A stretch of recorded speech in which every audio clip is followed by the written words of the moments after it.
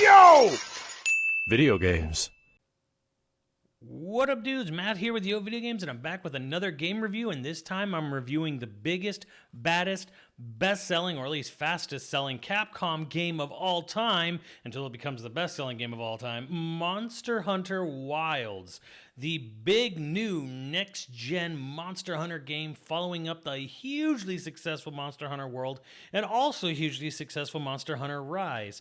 Now, people have been looking forward to this. Obviously, Monster Hunter World is the game that broke the glass ceiling for the franchise in the West, and it quickly became Capcom's best-selling game ever. And of course, everyone was super looking forward to what was next from this esteemed developer and their next mainline Monster Hunter title. And I'm gonna be honest, I'm gonna jump the gun a little bit here. The game kind of misses the mark a little bit here. Maybe misses the mark in a couple ways, more than one. That doesn't mean to say it's a bad game. I'm not here to tell you you can turn the review off now. The game sucks. He said so. No, I'm just going to tell you right now, this is not quite the grand slam that probably Capcom wanted, or that fans who were really anticipating it wanted either. But let's just dive right in and let's talk about the story. And boy, for some reason, this game decided they're going to go all in on story and presentation. The presentation is really good. They go way out of their way. Uses the RE engine, and boy, that's going to be a point of contention later on in this review. And yeah, they're going all in on the mocap and the animation and the design. And there is a huge campaign this time. A very cutscene heavy, narrative focused plot line in Monster Hunter Wilds. They've always had plot lines in the past games, but this one is very focused. Like before, it would be like, here's your setup, and then every so often you get like a major story cutscene before a boss fight or some gimmick fight. Here, it's like, okay, no, we're going in full in. It's like an RPG practically. So huge, big story for Monster Hunter Wilds. And strangely enough, even Tsujimoto at Capcom was like, yes, this is one of the big reasons for this game selling so fast. And oh boy, do I not agree with that. But anyways, the story is fluff. It's the weirdest thing that this game tries so dang hard to have such a big, long campaign, because it's just excuses to fight monsters. It's a million different ways to have an excuse to have to fight this big creature roaming around. And there's really no depth or like revelations or anything around it. They kind of try to do something with like, oh, it's an ancient civilization and secrets they were guarding kind of thing a little bit. But it all just kind of boils down to weird ways in which to get famous voice actors to say wyvern milk. I'm sorry. Just thinking about saying that word got me tongue-tied before I even got to the word. But yes, you hear the word wyvern milk so much, and it's just off-putting and weird, and it's just, I don't know. The story is, again, it's just fluff. It amounts to nothing in the end, and all it really does is kind of keep you from the high-rank hunts probably longer than it should, honestly. So, yeah, they really tried to go all in on story, and again, it's a lot of decoration for not a lot of actual in-depth storytelling. It's a lot like going to the Monster Hunter Cafe in Japan. They put all this presentation and pizzazz and garnish around the cafe itself and around the plates you get, and everything looks really cool and neat, and then you eat it, and it's basically meatloaf on a dog bone. And so that's basically the story you're given here. We put all this presentation and work into this highly, cinematic story, and it's just a bunch of different excuses to fight monsters like you always do. So to say the story is disappointing, I don't know if it's disappointing because, again, I was never expecting a story. I was surprised there was so much story, but I'm also, highly let down because they're not doing anything interesting with it at all. So, and I don't know what you do with Monster Hunter. Unless you're willing to accept the absolute madness that is Yoko Taro's outlines for a Monster Hunter story, you're never going to make this interesting. You're hunting big, giant monsters. The end. It's a little too much, honestly. It just is too much. But let's get enough about story. Let's talk about the gameplay here. And the big changes here are that it's called Monster Hunter Wilds, so they have a theme, they have an idea that they're going with here that ties into the title, into the gameplay, and that is you have a moving caravan that goes throughout the world along the storyline. So that affects how the gameplay is set up, and not always in positive ways. Now, you ride what's called a sacred, which is a big dinosaur bird, Archaeopteryx, or however you pronounce it. I still haven't figured that one out. No one's come to consensus on that for me in my chat.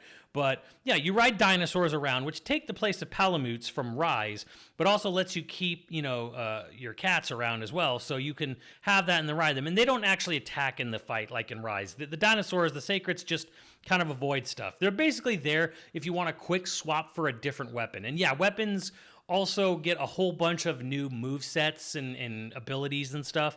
So on one hand, you can say they did change up how the gameplay feels for each weapon set. Some more than others, honestly. But on the other hand, there's also no new weapons either. So if you were kind of looking forward to, I'm going to dive in and learn a whole brand new style of weapon for this game, you're not. You're basically using the same, I believe, 14 weapons from World. So even weapons that have been in like past games like GU or whatever, they're not back here. They actually didn't add any, I don't think they added any new weapons from World. Also, what didn't come back, or came back in very, very limited capacity, if at all, is wire bugs. So Rise had the ability to sort of zip around like Spider-Man, which was really cool.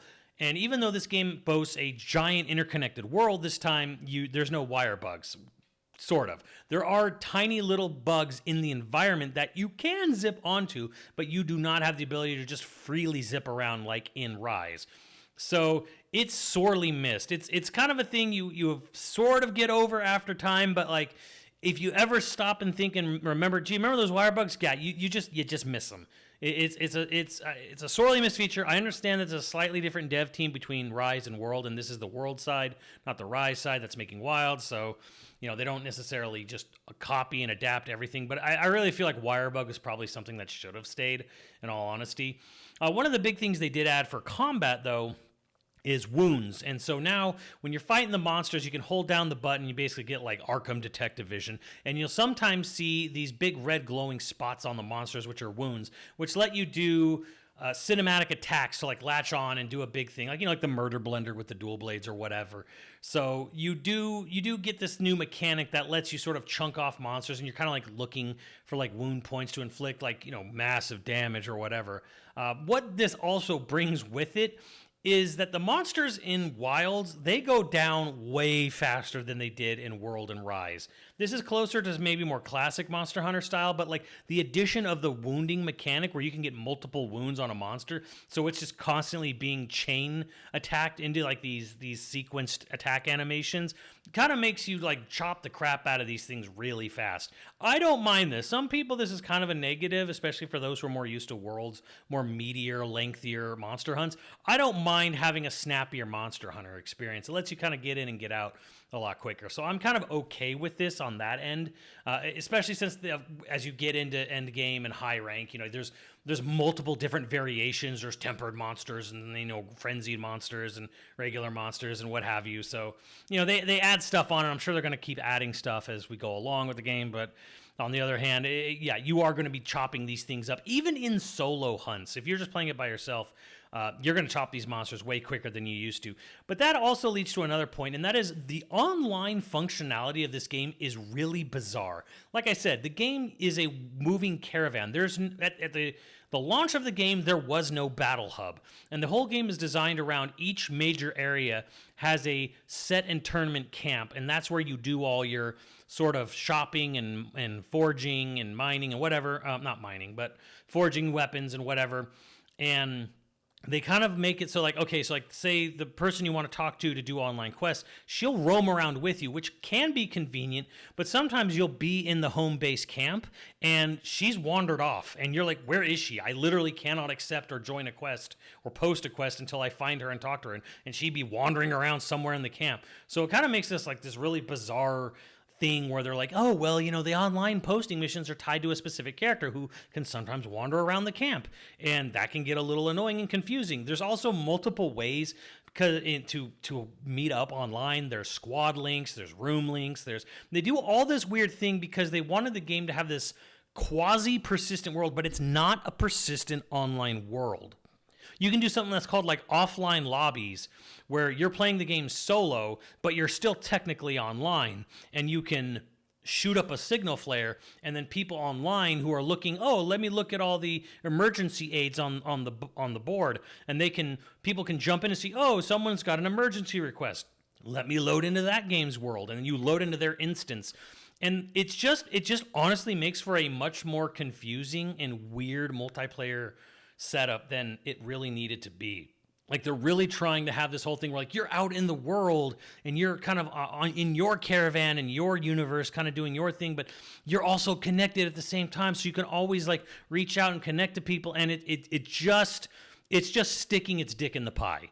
Like, you had a simple, easy to use and understand online system in World and in Rise, and in this one they tried to get fancy with it, and it's really just more annoying than it's worth. When you get like a squad link going, it's kind of better. Like, it kind of makes it a little bit easier, but you do have to wrap your head around the way the online functions in this game is different from the past games, which were very easy and simple to set up. However, that might have already changed because they introduced a battle hub in the first month update, or at least it's coming soon. If it's not out already, it should be up by the time of this review. Here's the thing, though, as you probably already guessed, I have not gone back to the game since the first major update, and that's probably, I guess, one of the harsh criticism of, like, well, why? Well, I played World for like almost a year. I played Rise and I played Sunbreak. I went through all of those games, and the weird thing about this one is that I was kind of done with this game very, very quickly. Maybe that has something to do with the fact that you beat monsters way faster, so you get the items you're looking for quicker, which means you get the armor sets and the weapon sets that you want faster. But on the other hand, it also feels like I feel a little been here, done that with this game a bit. And I was trying to figure out what it was, because there's about 2 less monsters at the start, although there's, again, Mitsusune's been added at this point. But at the launch of this game, there were, I think, 2 less monsters than World had at its launch. So it's pretty close to the same amount of monsters. And I honestly feel they do a better job of doing variety of monsters. It's not just a bunch of T-Rexes in Wilds. They actually try to make a variety of different types of creatures. But on the other hand, there's no big baddie at the end like Xeno'jiiva there was in World. There's no crazy weird like sea dragon things that you fought in Rise. In fact, there's no real gimmick to speak of, such as like the rampage that was in Rise or something else. Like, the big change here is that there's seasons in the world. So you have like a sort of vague, okay, like it's kind of whatever season. You have a stormy season, and you have a time of plenty season where everything's all beautiful and blooming and whatnot. And this it sounded like an interesting mechanic on paper, but it comes into a fatal flaw, which is what I realized. Why am I not really that interested in the game as I was other ones? And that is, the environments in this game kind of blow. There are 5 hunting areas, major hunting areas in Monster Hunter Wilds. 3 of them are variations of a fucking cave. So a game that's all about having seasonal changes to the environments, 3 of them are in fucking caves, and it's basically like low visibility, better visibility in a fucking cave. So I'm mostly perplexed by their decision to focus so heavily on this. So you've got a desert, which you've all seen. You've got this absolutely gorgeous jungle, and then you've got a lava cave, an ice cave, which is kind of neat because it's kind of got like ruins of skyscrapers in there, whatever. And then you've got this weird electrical glowy cave of wyvern milk. So 3 fucking caves and 2 actual outdoor environments. And the problem is that if it's normal season or stormy season, it kind of looks like shit, especially if it's stormy. You know, if you're in the desert, it's just gray and lightning, and then if you're in the rainforest area, it's just downpouring cats and dogs. You know, mass hysteria. Which, okay, you know, it sells itself on like, yeah, this is what a really rainy rainforest looks like. But you want to play the game when things are blooming in the springtime. So you get that ability to unlock to choose in the later game, end game, high rank, but you have to spend in-game currency to choose your season. And sometimes hunts will be specific to seasons and whatnot.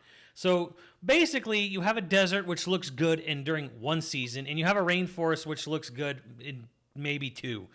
And the rest of the time in the desert and the rainforest, it doesn't look like much, or it looks very gray. And then 3 caves, which who cares? So this is what actually drove me away from the game, I think, in total, is that there was really only one really cool area I wanted to be in, I wanted to explore, wanted to hunt things in. The desert it's a desert. There's only so many ways you can make sand and rocks look interesting.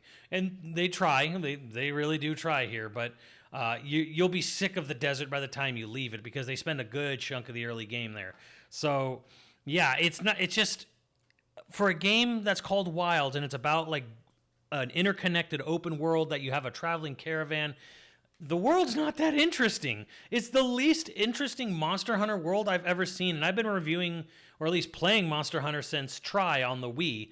Granted, I haven't played them all, and I actually have a much more limited time with the Monster Hunter series, but, just going by, like, Monster Hunter, Try, Monster Hunter World, Monster Hunter Rise, seeing a little bit of Gen U, like, this is the blandest, or just sort of, like, been there, done that Monster Hunter world I've ever seen, and again, 3/5 of it's underground. So, yeah, I think Capcom kind of made a weird call here to focus the game on big environments and changing seasons, and only 2 of them are outdoors. What's the point?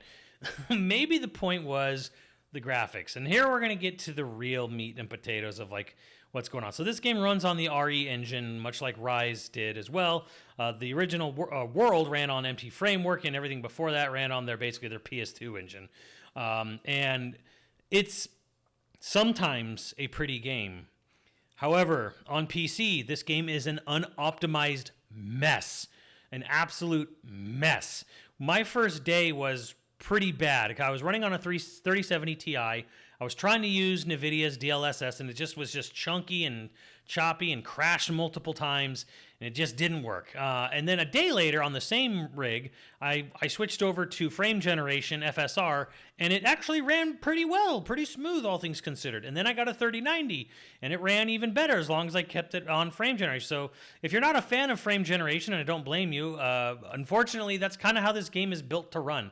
And as people know, Max was playing it on a fucking 5090, the largest, most expensive GPU you can buy, and it still was choking and chugging. So this game is clearly rushed out the door. It came out like 10 days before Capcom's fiscal year ended. It is obvious as fuck that this game was released to meet a year-end sales goal for the company, and it wasn't ready to release at that time. It probably should not have come out until September or October. This game needed at least another 6 months in the oven. And unfortunately, the majority of its sales, or the largest portion, was on PC, which is the most unoptimized. I actually don't know how well this game runs on console. I haven't tried it on it yet. But again, once you tweak some settings, run it on frame generation on a decent rig PC, it runs okay now. And I'm sure there's been a lot of emergency patches and fixes since I've basically stopped playing it. But yeah, this is an unoptimized mess. And again, also just sort of from the design standpoint of having all these seasons, and some of them are like, one of the seasons is always a stormy season. And so you're basically just muddling up and just obscuring the vision of your big open world anyways, which leads you to question, like, why? Like, what you did this for what purpose? Like, I thought we were showing off the world, not trying to, like, envelope it in gray wind, but here we are. So yeah, this is just a extremely unoptimized game, and this really kind of brings home a point that was sort of brought up a year ago with Dragon's Dogma 2, which was the first open world game on RE Engine, and it also ran like butt. Raw ass butt, and that is the RE engine is not made for open world games. It was made for tiny cramped corridors for Resident Evil. I know it's sort of the Reach for the Moon engine, but it's the RE engine. We all know it. We all know what it really is. It's a Resident Evil engine because it was made for Resident Evil 7, and yeah, it was made to have very detailed, white trash homes in RE7, and any game that's been sort of like this sort of smaller corridor-based stuff, even, things like Devil May Cry, even though most of that game took place in the Lorax's asshole, this engine was not made for open world. And it's going to take maybe the REX or the Rex engine, their big upgrade to it, to get it up to par. And again, Making video games is fucking hard nowadays. Like, people really underestimate how much it takes to make a game and make a game look good. And the game does look good. Like, when you're in, say, the springtime in the jungle environment, and you got a good rig or maybe a PS5 Pro or whatever, it's a gorgeous looking game, and it looks really, really good. But you know, that comes at a huge cost, and frankly, this game just really needed more time in the oven to optimize, but it's so obvious. Like, Capcom needed that year-end revenue for the shareholders. So again, our gaming luxury items are suffering because of shareholders and greed. So yay, go video games. So that being said, I'm sure they'll optimize it. I'm sure there'll be a lot of fixes going forward. I'm sure with the big title update, you know, the Iceborne or the Sunbreak or whatever that comes for it, will probably be like the best time, honestly, to jump into WoWs, because at the end of the day, it sounds like I complain a lot, and I kind of did, but this game is fun. The core mechanic of hunting monsters with your friends, once you get past the weird online setup, and once you get the game running in a reliable state, it's fun. It's still really fun to team up and do this. And it's still really, you know, it's hitting all the dopamine nodes when, like, you're doing all these big swing and hitting those wound points and causing big damage, and a big, you know, tentacle goes flying off a monster or whatever.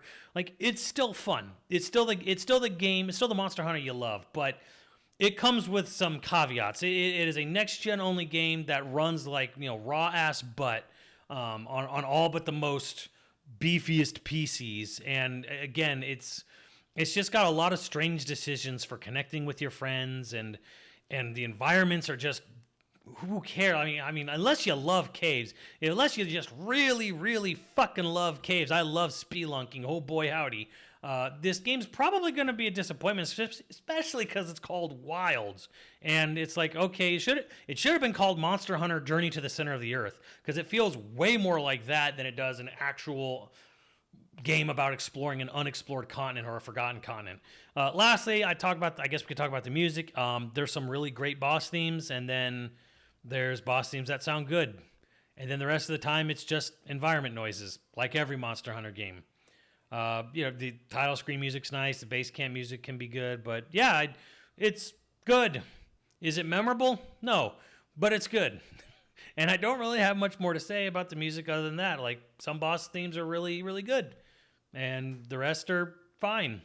So at least it functions, though. I mean, hey, at least the music is just overall, it's a good solid score. I can't say the same for the graphics or the gameplay or the story, but that being said, well, so what do I rate this game, you know, considering it's got lots of issues like that? And the thing is, it's like, this is a game that is good despite itself.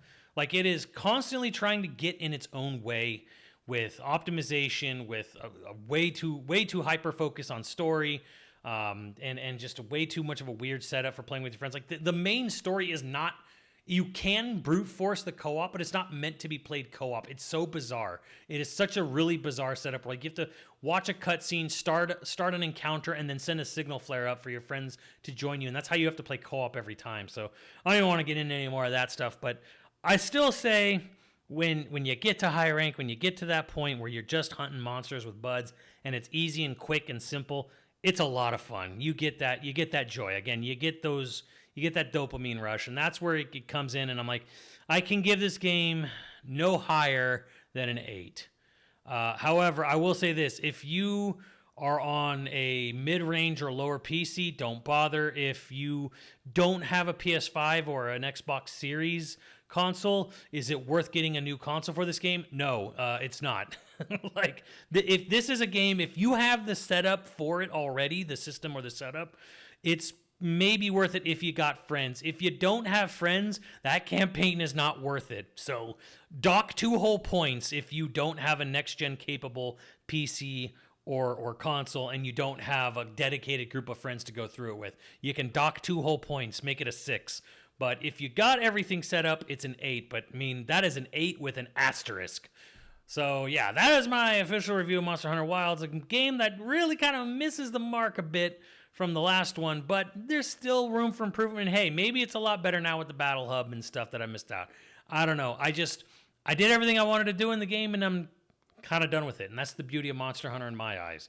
Now, I can always just leave when I want. I don't have to be subscribed to any battle pass.